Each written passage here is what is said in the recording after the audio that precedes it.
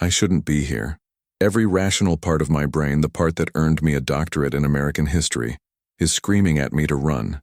But the historian in me, the part that has been obsessed with the Shadowbrook anomaly since I was a boy, is stronger. It's what brought me here, to the town's municipal archive, long after closing. My name is Arthur Miles, and for me, the disappearance of 28 villagers in 1856 isn't just a historical footnote. It's an open wound. The air in the long, cavernous hall is thick with the cloying smell of decaying paper and century-old dust. But underneath it, there's something else tonight. Something metallic and vaguely sweet, like old blood and wilting flowers. My fingers, smudged with ink and grime, tremble as I sift through a box of parish records, searching for a name, a clue, anything that the official reports might have missed. The only light comes from the 28 gas lamps mounted along the towering shelves. Their gentle hiss the only company I've had for hours. Then it happens. The lamp nearest to me goes out. I freeze, my breath catching in my throat. I tell myself it's just old, faulty piping. This building is practically a relic itself. But then a second lamp pops and extinguishes. And a third. One by one, in a slow, deliberate procession down the length of the hall, the lights go out, plunging me into a thick, suffocating darkness. My heart hammers against my ribs, a frantic drumbeat in the sudden, absolute silence. My academic mind scrambles for an explanation. A pressure drop in the main gas line, a chain reaction. It has to be logical. Then, a single lamp at the far end of the hall sputters back to life. Its lonely, pale glow doesn't illuminate the exit. It illuminates a small leather-bound book sitting on a reading pedestal. A book I have never seen before. It wasn't there minutes ago. A wave of shaky relief washes over me. Of course, I wasn't alone. A late-night janitor, maybe another researcher, left it there. The lights were just a coincidence. It's a silly, desperate thought, but I cling to it. I take a tentative step forward, my shoes scuffing softly on the stone floor. That's when I hear it. A whisper. It seems to come from all around me and from right beside my ear all at once. It's the voice of a young child. She didn't want them to leave. The Portuguese words hang in the cold air, a language that has no business being whispered in a forgotten New England town's archive. My relief shatters like glass, replaced by a chilling, razor-sharp curiosity and dread. I am not alone, and whatever is in here with me knows exactly why I've come. The book on the pedestal seems to pulse with a faint, malevolent light. I have found my clue, or maybe it has found me. The silence that follows the whisper is heavier, more profound than the darkness that preceded it. Every nerve in my body is on fire. The logical part of my brain has gone quiet, shoved aside by a primal instinct that is screaming, danger. I stand frozen for what feels like an eternity, my gaze locked on that single, illuminated book. It's a diary. I can see the worn leather, the simple clasp holding it shut. It looks ancient, far older than the other municipal records bound in coarse linen and cardboard. My feet, seemingly of their own accord, begin to move. It's not a conscious decision. It's a pull, a magnetic force drawing me down the long, shadowed aisle toward that small circle of light. With each step, the air grows colder. I can feel it on my exposed skin, a damp chill that has nothing to do with the late autumn air outside. I pass the darkened lamps, their brass casings inert and lifeless. The smell of ozone, of spent energy, is thick in my nostrils, mingling with that sickly sweet scent I'd noticed earlier. It's stronger now, violets and rust. I reach the pedestal. My hand hovers over the diary, a tremor running up my arm. My academic training, my entire life's methodology, is based on tangible evidence, on documented facts and peer-reviewed sources. This is something else. This feels like a trap, but it's a trap I have to spring. The mystery of the 28 vanished souls, a man, his wife, their children, the blacksmith, the baker, a whole cross-section of a thriving village, gone overnight without a trace, has been the central obsession of my life. My great-great-grandfather was the one who found the village empty. He was the circuit judge who wrote the official report, declaring the event an act of God or mass departure of unknown cause. But his private letters I now own, spoke of a deep, unshakable dread. He called Shadowbrook a place cursed by a silent sorrow. I open the diary. The leather is cool and supple beneath my fingers, like preserved skin. The pages are vellum, filled with a tight, spidery script in faded iron gall ink. The first entry is dated May 4th, 1856. The author is Father Thomas, the parish priest of Shadowbrook, the very priest who was among the 28 who disappeared. This is it? A first-hand account. This is the Holy Grail. I begin to read, my eyes scanning the page, my mind racing. A strange melancholy has taken root in our village. It began with Ilara, a good woman, but one whose heart is a vessel for fear. Her son speaks of leaving for the city, for Boston, and this talk has planted a seed of terror in her soul. She speaks of it as an abandonment, a death of our community. She prays not for his success, but for his failure. She prays for him to stay. I fear her prayers are directed to an altar I do not recognize. A chill entirely separate from the cold in the room. Spiders down my spine. Ilara. I know that name. She was one of the disappeared. I turn the page. Father Thomas's entries become more frantic. He describes the villagers growing withdrawn, their eyes holding a new, unsettling emptiness. They stop making plans for the future. They stop speaking of the world beyond the valley. June 12, 1856. The melancholy has become a malady. It is a quiet contagion. They move as if in a dream, their gazes fixed on the tree line, on the shadows that give our village its name. Ilara came to me today. She confessed. She told me she made a pact, not with God, but with the silence in the woods. With a presence she calls the guardian. She begged it to keep them here, to keep her family whole, to keep Shadowbrook from fading away. She offered it a promise, a tithe of loyalty. She gave it permission to watch over us. I saw the symbol she drew, a circle with a hook like a shepherd's crook turned inward. She has etched it on her door frame. I now see it on other doors as well. I look up from the diary, my blood running cold. A symbol. I've seen it before. In my great-great-grandfather's letters, he sketched it on a margin. A strange doodle he said he found carved into the floor of the empty church. He called it a mark of wrongness. The puzzle pieces are clicking into place, forming a picture I don't want to see. This wasn't a departure. It was an imprisonment. A loud, sharp creak of a floorboard from the darkness directly behind me. I spin around, my heart leaping into my throat.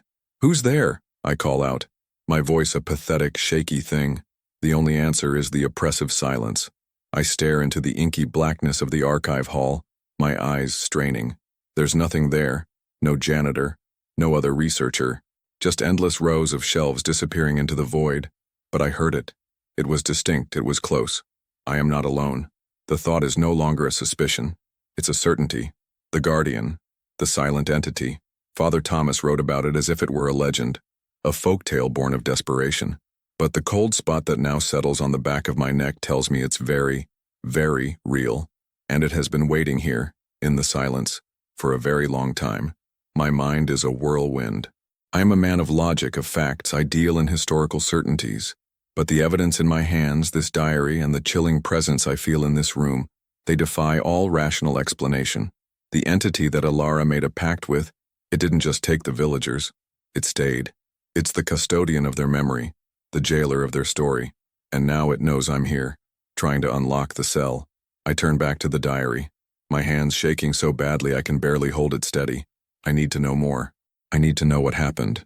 My fear is a physical thing, a cold knot in my stomach, but my obsession is a burning fire that pushes it back. I have to keep reading. The fate of the 28 depends on it. My own sanity depends on it.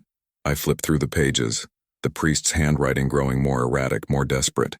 He describes the atmosphere in the village changing, the laughter of children fading, the communal gatherings stopping. The villagers would simply stand in their yards, staring at the woods for hours on end. He tried to reason with them, to organize an exodus, but they refused. They couldn't leave. The pact held them fast. July 21st, 1856. It is inside the church now. I feel its presence in the sanctuary, a cold weight in the air where prayers used to be. It is not a demon, not in the biblical sense. It is older, hungrier. It feeds on stillness. It feeds on devotion. Ilara's pact gave it a foothold, an anchor in our world. It promised to keep them here, and it has. But it demands a price I don't think she understood. It doesn't just want them to stay. It wants them to be here, forever. It wants to absorb them, to make their devotion, their very souls, a part of this place, a part of itself. Absorb them. The words send a fresh wave of nausea through me. This is beyond any ghost story I've ever read. This is a story of consumption. The entity wasn't a kidnapper, it was a predator. A faint, dry scratching sound begins, seeming to come from the shelves to the left. I freeze again, my head snapping up. The sound is quiet, almost imperceptible. Scratch, scrape, scratch. It's the sound of a fingernail dragging slowly across old wood. It moves. It starts on a low shelf and slowly, methodically, begins to climb, shelf by shelf, getting closer to the ceiling. The sound is deliberate, exploratory. It's hunting, or it's playing with me. "Stop it," I whisper, the words barely audible. "I'm not afraid of you." It's a lie, and the thing in the darkness seems to know it. The scratching stops. The silence that rushes back in is somehow worse. I feel watched, scrutinized by something ancient and patient.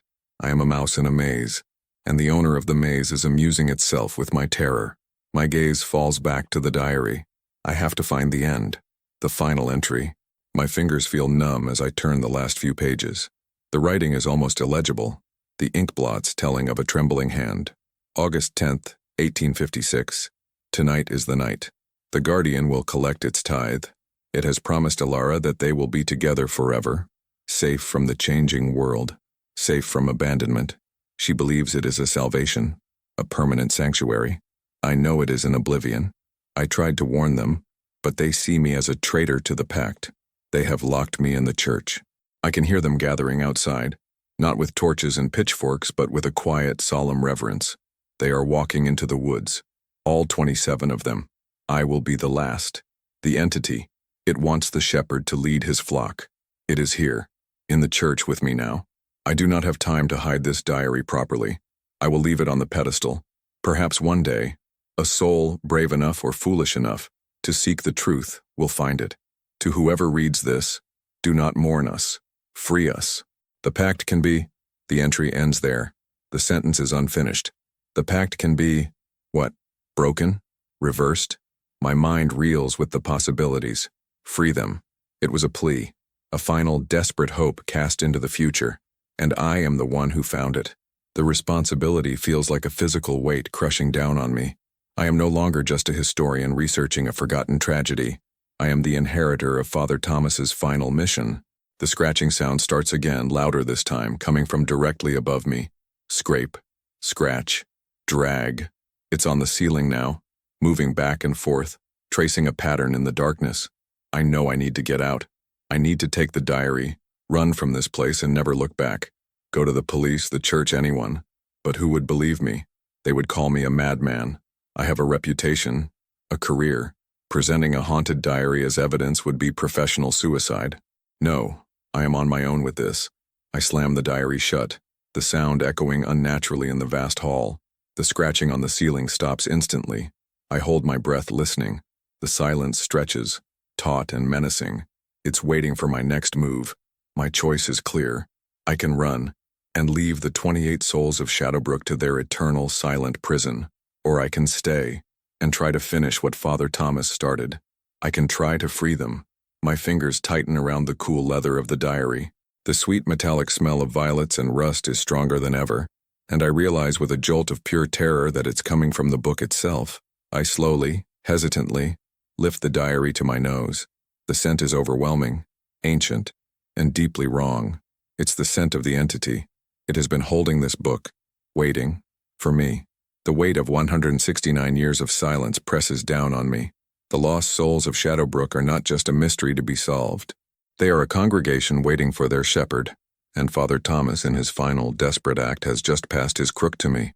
I don't know if I'm brave or foolish, but as I stand there in the oppressive dark of the archive, I know one thing for sure. I'm not leaving. Not until I uncover the rest of the truth. Not until I find a way to break the pact. The first step is to get out of this archive alive. And as a low chuckle, ancient and dry as dust, echoes from the darkness above, I realize that may be the hardest part of all. The carousel of fear has only just begun to turn. I need a plan. Standing here in the dark is an invitation for whatever is with me to close in. The single gas lamp still burns, a lonely beacon in a sea of black. The diary is my only real clue, my only weapon. I clutch it to my chest like a shield. My mind, trained to find patterns and make connections, starts to work through the panic. Father Thomas's last entry was a plea, free us, and he said the pact could be something. The sentence was cut off. Was he attacked? Or did he run out of time? The ink wasn't smeared, it just stopped, as if he lifted the pen from the page with deliberate finality. Perhaps the final word was too dangerous to write down. I need more information. This archive is the largest collection of Shadowbrook's history. The diary is the heart of the story, but there must be other documents, other records that can shed light on this. Town layouts from 1856, property deeds, personal letters collected by the Historical Society. The entity wants to scare me away. It wants to protect its secret. That means the answers are here, somewhere in this darkness. I need light. My phone. My trembling hands pat my pockets. I find it, the cold glass, a small comfort of modernity in this ancient nightmare. I swipe it on. The screen illuminates my face, and for a second, the sudden light is blinding. I activate the flashlight, its powerful LED beam cutting a sharp, white cone through the oppressive dark. I sweep the light across the room. The towering shelves are like skeletal giants. The beam catches dust motes dancing in the air, a silent, swirling cosmos. I pan the light upwards towards the ceiling where I heard the scratching. Nothing. Just old water-stained plaster. No marks. No gashes. It's as if the sound was only ever in my head, but I know it wasn't. My heart is still pounding a frantic rhythm against my ribs. I take a deep breath, trying to steady myself. Okay, Arthur, I murmur to myself, the sound of my own voice a small anchor in the terrifying silence. Think, where would you look next? Ilara, the woman who made the pact. Father Thomas said she etched the symbol on her door frame. If I can find a record of where she lived, maybe there's a photograph, a sketch, something. And the church. He was locked in the church. The same church my great-great-grandfather found empty with that strange symbol carved into the floor. The church was deconsecrated in the 1920s, but the building still stands at the edge of town, a crumbling ruin nobody dares to touch. Another place I will have to go. But not now. Not tonight. Tonight my battle is here. I use my phone's light to navigate, moving slowly and deliberately back down the aisle. The diary feels cold against my chest. I need to find the section on architectural records and town planning. I sweep the light across the labels on the shelves. Census data, tax records, municipal correspondence. My beam lands on a dusty, cobweb-covered section. Parish records and architectural surveys. 1840, 1880. Bingo. I reach for a large, heavy ledger labeled Shadowbrook Town Survey 1855. As my fingers touch the spine, a low whisper slithers through the air again. This time it's not a child's voice. It's a woman's. It's filled with a sorrow so profound it's almost beautiful. You will not take them from me. It's Ilara.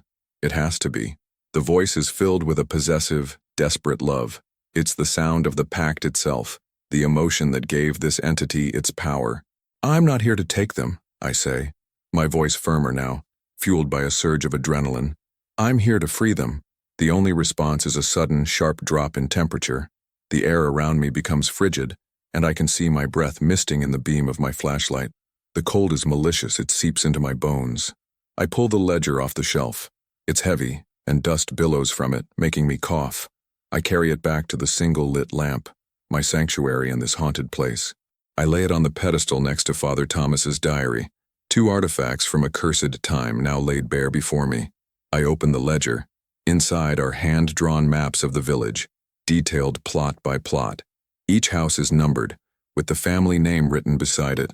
I scan the names, my finger tracing the faded ink. Miller, Wainwright, Blackwood, and there, plot 17. The name beside it is Ilara Vance. Her house was at the very edge of the village, bordering the deep, dark woods. The map even has a small, crude drawing of the house itself, a simple cottage with a large oak tree in the front yard, and on the doorframe in the drawing, so small it's almost invisible, is a tiny hooked circle. The artist must have thought it was a decorative carving, but I know what it is. It's the brand of the entity, the mark of ownership. A new wave of determination flows through me. This is tangible. This is evidence. I'm not just chasing whispers in the dark. I have a location. I have a target. But as I stare at the map, a horrifying thought occurs to me. The 28 villagers. I quickly count the names on the list who were recorded as disappeared. There are 28 names. But I just realized, Father Thomas makes 28. Who was the 28th villager everyone counts? My blood turns to ice as I scan the list again. My eyes fall on a name I hadn't registered before. on a property adjacent to the old church. Plot 22. The name is Miles. Alistair Miles. My ancestor. Not my great-great-grandfather, the judge. An earlier one. A man who was supposed to have left for Boston months before the disappearance.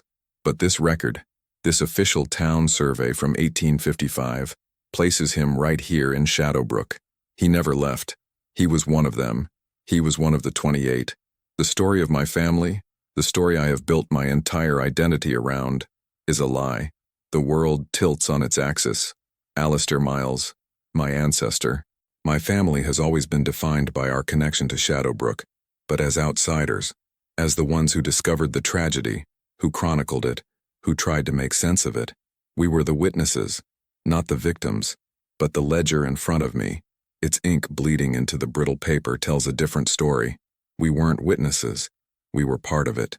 My blood is here, woven into the very fabric of this curse. The cold in the room seems to intensify, focusing on me with a newfound intimacy. The entity's presence shifts from a general menace to something chillingly personal.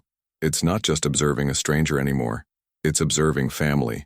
A low, guttural whisper, this time a man's voice, full of sorrow. Brother, why? The word hangs in the air, a phantom accusation. Brother, was that Alistair's voice? Or another soul he was close to? My mind, already reeling, struggles to process the implication. The narrative I've clung to my whole life has been shattered in an instant. My obsession with Shadowbrook, was it ever truly academic? Or was it something deeper? A pull of blood? A subconscious yearning to uncover a truth my own family had buried? My great-great-grandfather, the judge, he must have known. He must have seen Alistair's name on the list of the missing and deliberately omitted it from his official report, creating the neat, tidy number of 27 villagers plus the priest.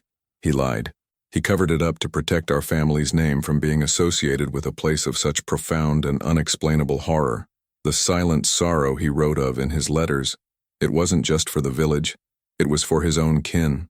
A surge of anger, hot and sharp, cuts through my fear. Anger at him for his deception, and anger at this thing, this entity that consumed my ancestor. What did you do to him? I hiss into the darkness. What did you do to them all? The sound of multiple overlapping whispers, a cacophony of sorrowful voices swirling around the room. We are safe, safe from leaving, safe from being forgotten, forever. The voices are a chorus of the damned, a choir singing a hymn of their own imprisonment. They don't sound like they're in pain. They sound content, resigned. That is the true horror of the pact. It didn't just trap their bodies, it twisted their minds, convincing them that this eternal stillness was a gift. I have to get out of here. Not to run, but to regroup. To think. I can't do it here. With these voices clawing at my sanity. With the weight of the entity's attention pressing down on me. I carefully take my phone and snap pictures of the map, of the list of names, of the key pages in Father Thomas's diary. The thought of taking the diary itself is tempting, but a deep, instinctual fear stops me. The scent of violets and rust clinging to it is a warning. It is a part of the entity now. To take it would be like taking a piece of a predator's kill. It would not let it go.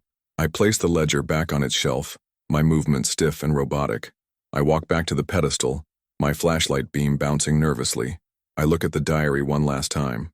I'll be back, I whisper, a promise to the priest, to Alistair, to all of them. I will finish this. I turn and walk towards the exit, my steps quickening with every yard I cover. I don't look back. I expect a sound, a touch, something to try and stop me. But there is nothing, only the heavy, watchful silence. It's letting me go. It knows I'm part of the story now. It knows I'll be back. Pushing through the heavy archive doors and into the cool, clean air of the night feels like surfacing from a deep, dark body of water. I gasp for breath, my lungs burning. The world outside is blessedly normal. A distant car drives by, its headlights sweeping across the street. The moon is high and bright, but nothing feels the same. The familiar world is now just a thin veneer over a pit of ancient darkness, and I'm the only one who can see it. I spend the next day in a feverish haze, locked in my rented room at the town's only inn. I don't sleep, I don't eat. I just stare at the photos on my phone, cross-referencing them with my own research notes.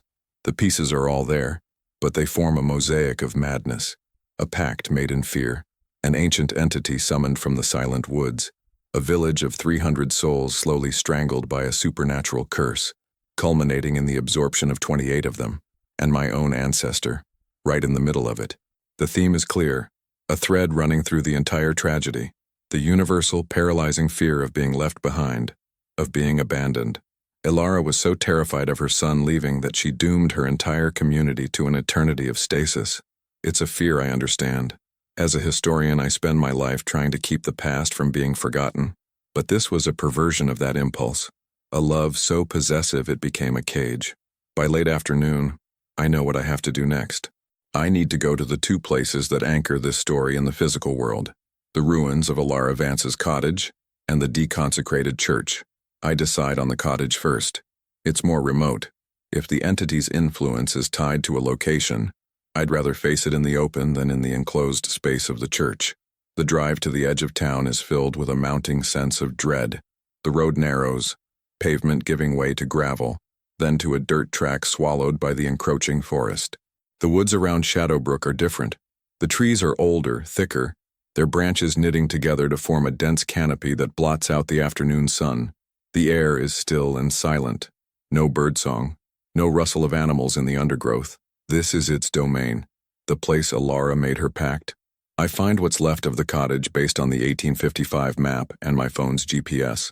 It's little more than a stone foundation, a collapsed chimney choked with weeds. The great oak tree from the map is still there, though, ancient and gnarled, its branches like skeletal arms reaching for the sky.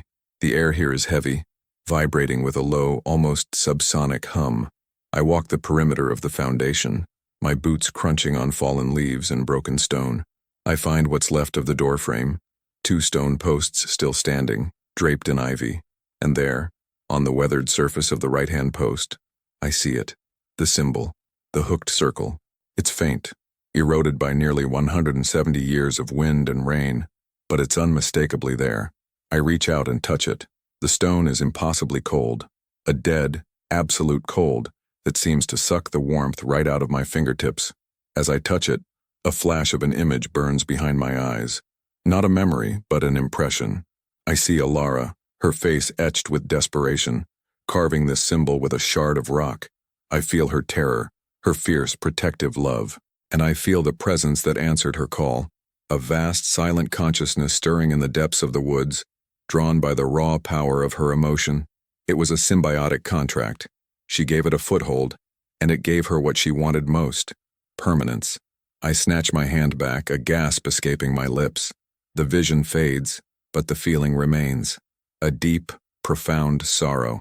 This places a scar on the landscape, a memorial to a terrible mistake.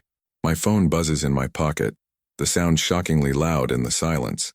It's a message from a colleague, a linguistics professor I'd sent the whispered phrase to. Arthur, this is fascinating. Ela não queria que eles fossem embora. It's Portuguese. She didn't want them to leave. But it's an old dialect, possibly Azorean. There was a small community of Azorean whalers who settled in coastal New England in the early 19th century. Maybe your Shadowbrook mystery has an immigrant connection? Another piece clicks into place. Ilara Vance. The name sounded English, probably anglicized over time. She wasn't just a villager. She was an outsider, from a culture steeped in folklore and a deep connection to the old ways. Her fear of her son leaving wasn't just about loneliness. It was about losing her connection to her heritage, her roots, in this strange new land. This new knowledge changes things. It humanizes Ilara, makes her less of a monster and more of a tragic figure, but it doesn't lessen the horror of what she did. As I stand there, staring at the symbol, I realize the sun is getting low. The woods are growing darker, the shadows lengthening. The low hum I felt earlier is getting louder, more insistent. It's time to go. My second destination is the church. It sits on a low hill overlooking the town, a skeletal silhouette against the bruised purple of the twilight sky. Its roof has long since collapsed and the windows are hollow eyes staring out at nothing. The townsfolk avoid this place. They say it's haunted, but they don't know the half of it. The main doors are gone, leaving a gaping maw. I step inside, my flashlight beam cutting through the gloom. The interior is a wreck of fallen timbers and crumbling plaster. Pigeons roost in the rafters, their cooing the only sound. In the center of the nave, just as my great-great-grandfather described, the floor is still intact. And there, carved into the stone flags, is the symbol. It's larger here, more deliberate. This was the heart of the entity's power, the sanctuary Father Thomas spoke of. I walk towards it, my footsteps echoing in the cavernous space. As I get closer, I see something else. Faint scratches in the stone all around the symbol. Letters. Words. It's a message. It's Father Thomas's handwriting. He must have scratched it into the floor with a piece of metal or stone in his final moments. I drop to my knees, shining my light on the frantic carvings. Pact can be broken. The anchor is the tithe. The promise of devotion must be rescinded. A new promise made. A promise of freedom. But it requires a vessel, one soul to take their place. A willing sacrifice. God forgive me. I was not strong enough. A sacrifice. One soul to take the place of the 28. A willing exchange. My blood runs cold. This wasn't a puzzle to be solved. It was a trap for a would-be savior. The entity doesn't want to be exorcised. It wants a new caretaker, a new anchor. This is the secret that was too dangerous to write in the diary. The final, horrifying truth. There is no victory here. Only an exchange of prisoners. The loud flutter of wings as the pigeons suddenly take flight. Startled by something I can't see, I leap to my feet, spinning around, my light darting into every dark corner. The church is filled with a sudden, palpable presence. It's here. It followed me from the cottage. The air grows thick and heavy, the temperature plummeting. A new voice whispers, this one ancient and powerful, resonating not in my ears, but directly inside my skull. You see the truth now, historian. You carry the blood. The flock needs a shepherd. The pact must be honored. The voice is the entity itself, the guardian. It is a consciousness woven from the silence of the woods and the fear of a lonely woman. And now it is speaking to me. It is offering me a choice. Let the 28 souls, including my own ancestor, remain trapped in its eternal, dreamless prison, or take their place. No, I say, my voice trembling but defiant. There has to be another way. As if in answer, a section of Father Thomas's diary flashes in my mind, a page I had skimmed over. It wasn't about the pact, but about old church rituals, about deconsecration. He wrote about a hidden compartment in the altar, a place to store relics of a non-Christian origin that were found when the church was first built, a place for things that needed to be contained, not destroyed. He called it the relic cache. A desperate, wild hope ignites in me, a third option. Not to break the pact, not to join it, but to contain it, to imprison the jailer. But what could possibly be strong enough to do that? I crawled towards the rubble of the altar at the far end of the church, my hands scrabbling at the broken stones. I have to find that cache. The entity's voice booms in my head again, this time laced with something that sounds like fury. Their peace will not be disturbed. A powerful, unseen force shoves me, sending me sprawling across the stone floor. My flashlight flies from my hand, skittering into a dark corner and extinguishing with a sickening crunch. I am plunged into near-total darkness, with only the faint twilight from the empty windows to see by. The entity is no longer playing. It is defending its territory. I lie on the cold stone floor, the promise of a solution tantalizingly close, but the full wrath of the creature that has held this town captive for 169 years is now focused entirely on me. The darkness in the church is alive. It presses in on me, heavy and cold. I scramble backwards, my hands scraping against the rough stone floor, trying to put distance between myself and the ruined altar. The entity's anger is a palpable force, a static charge in the air that makes the hairs on my arms stand on end. I am utterly, terrifyingly outmatched. My mind races, clinging to the sliver of hope the priest's words had offered. A relic cache, a place of containment. It's a long shot. A desperate gamble based on a half-remembered sentence, but it's the only one I have. Running is no longer an option. It knows who I am. It knows about my blood connection. It will not let me go. It has offered me a choice. Join them, or leave them to their fate. But now I see a third path, one it clearly does not want me to take. I need light. My flashlight is broken. My phone. I pat my pockets frantically. It's there. I pull it out, my fingers fumbling with the screen. The sudden glow is a defiant spark against the oppressive gloom. I get to my feet, my body aching from the fall, and point the phone's light at the altar. It's a pile of rubble, a chaotic mess of shattered marble and splintered wood. Finding a hidden compartment in this will be next to impossible. The entity's voice echoes in my mind again, no longer speaking in words, but in pure, raw emotion. It projects feelings of despair, loneliness, and the sweet, terrible peace of surrender. It's trying to overwhelm me to make me give up. It's showing me the bliss of the pact, the release from all worldly cares. Join us. Be safe. Be still. No, I gasp, shaking my head to clear the fog of its influence. They're not at peace. They're prisoners. I begin to tear at the rubble, tossing aside chunks of broken marble, my hands already raw. I have no idea what I'm looking for. A loose stone? A metal ring? A hidden seam? The work is grueling. Dust fills my lungs. With every stone I move, the pressure in my head intensifies.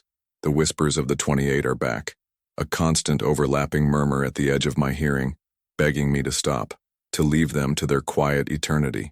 Then my fingers brush against something that isn't stone. It's wood. Old, dark wood. I clear the debris away and find it. A small square wooden door, no bigger than a shoebox, set into the foundation of the altar. It's bound with a rusted iron band and a simple latch, the relic cache. A surge of triumphant adrenaline shoots through me. I've found it. But as I reach for the latch, the entity's power slams into me again. This time it isn't a push. It's an assault on my senses. The church vanishes, and I am plunged into a vision. I am standing in the village of 1856. I see the faces of the 28. Alistair, my ancestor, his face filled with a strange, placid joy. Alara, her eyes shining with tears of relief. They are walking hand in hand into the woods, not as victims, but as pilgrims. The guardian is with them, a formless, silent shadow that moves between the trees. It's not taking them. They are joining it, willingly. The vision is so powerful, so filled with a sense of peace and belonging, that my resolve wavers. Is this really a curse? Or a form of salvation I'm too modern, too cynical to understand? The face of Father Thomas appears before me, his eyes wide with terror and regret.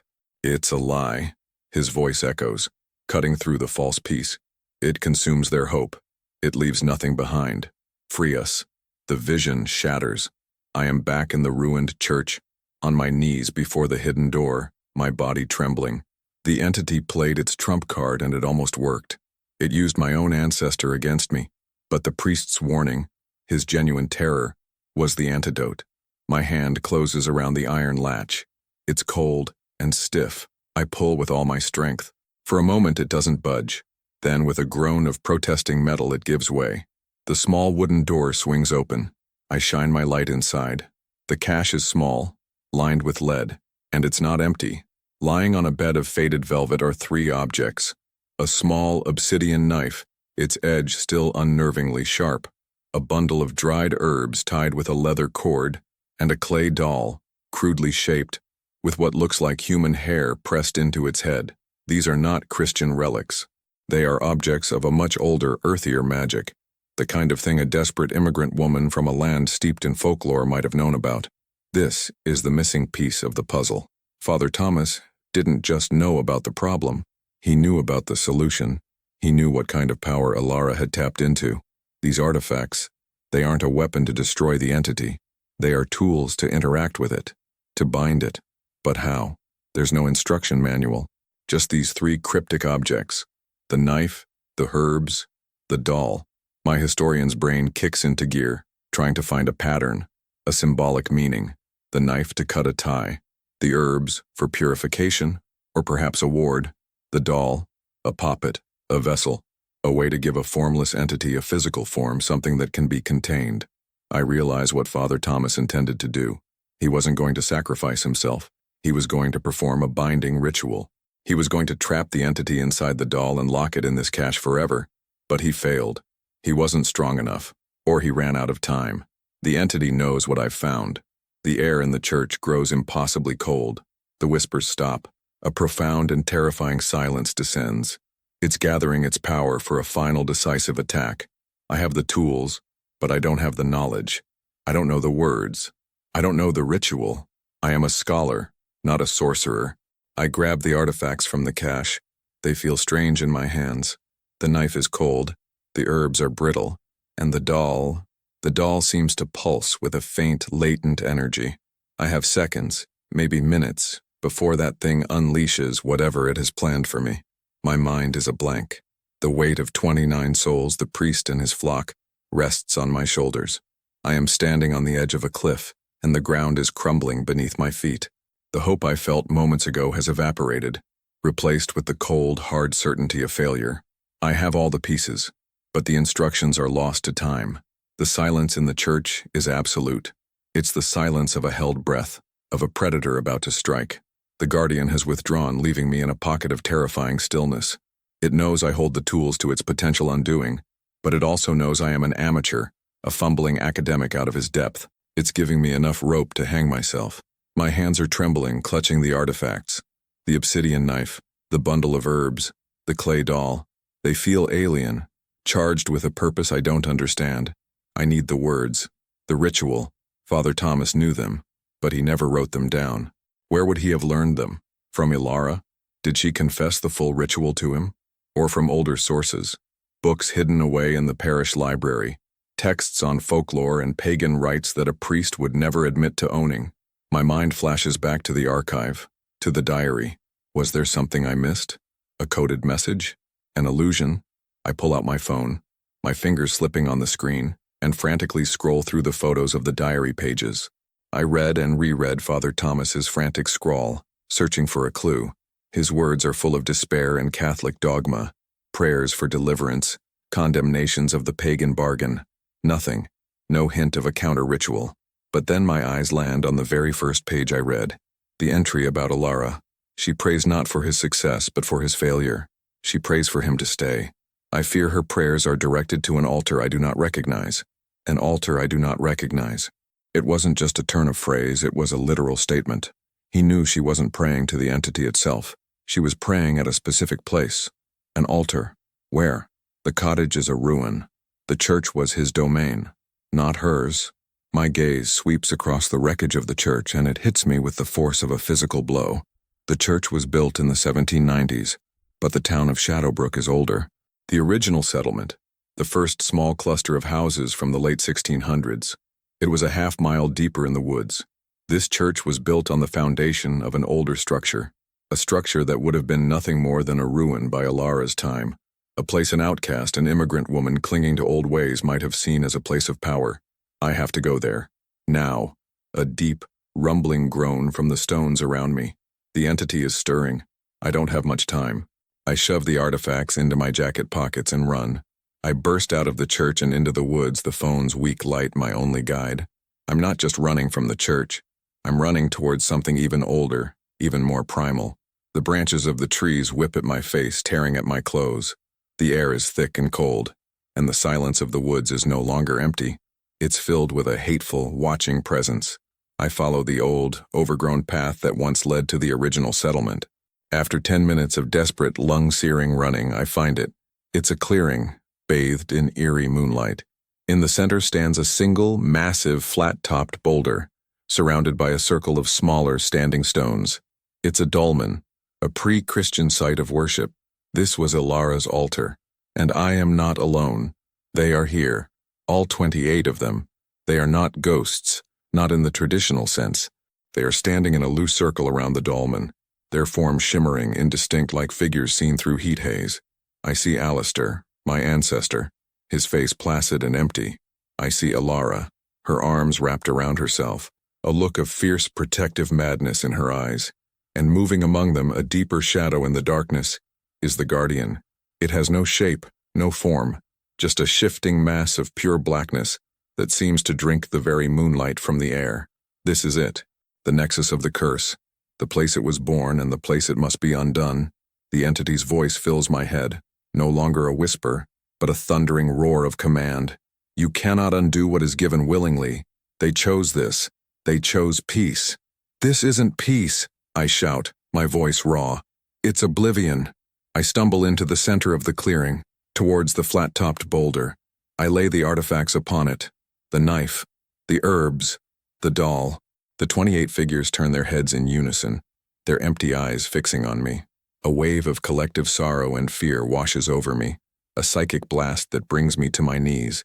It's their last shred of humanity, the part of them that knows this is wrong, buried under layers of the entity's soothing poison. I don't have the words. The knowledge is lost. But as I kneel there, my head bowed in despair, a final memory of the priest's writing surfaces. His last desperate message scratched into the church floor.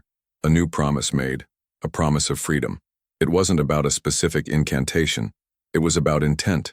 It was about making a new pact, a pact that would supersede the old one. The artifacts weren't for a magic spell. They were symbolic offerings for a new contract. I pick up the obsidian knife. My hand is shaking uncontrollably. I know what I have to do. A promise isn't just words.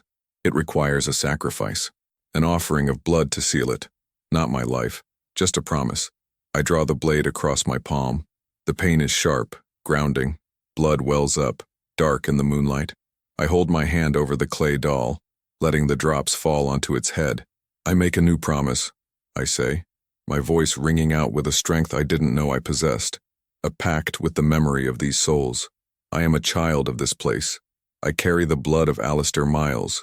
By this blood I do not offer you a new shepherd. I offer you an escape.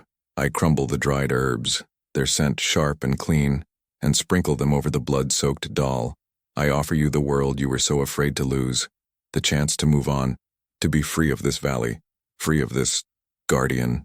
As I speak the word, free, the entity shrieks, a soundless psychic scream of pure rage that cracks the air. The 28 figures flicker violently. The illusion of peace is shattering. They are mine. The entity roars, the shadow lurching towards me. They were never yours to keep, I retort, grabbing the clay doll. It feels warm now, and it is vibrating, a low thrum of power running through it. This is the final step, the vessel. I have to give the entity a new anchor, a physical form. You feed on stillness? You feed on devotion? I yell, holding the doll aloft. Then feed on this, a prison of clay and earth, a home you will never leave. I slam the doll down onto the stone altar. A blinding white light erupts from the doll, engulfing the clearing. The entity's psychic roar is cut off, replaced by a final, agonizing shriek that is torn from the air. The 28 figures around me are caught in the light, their shimmering forms turning solid for a brief, beautiful moment. I see Alistair's face, the emptiness gone, replaced with a look of dawning recognition, of gratitude. He gives me a small, sad nod. Ilara weeps, tears of release, not sorrow. Then, as quickly as it came, the light implodes, collapsing in on itself and funneling directly into the clay doll.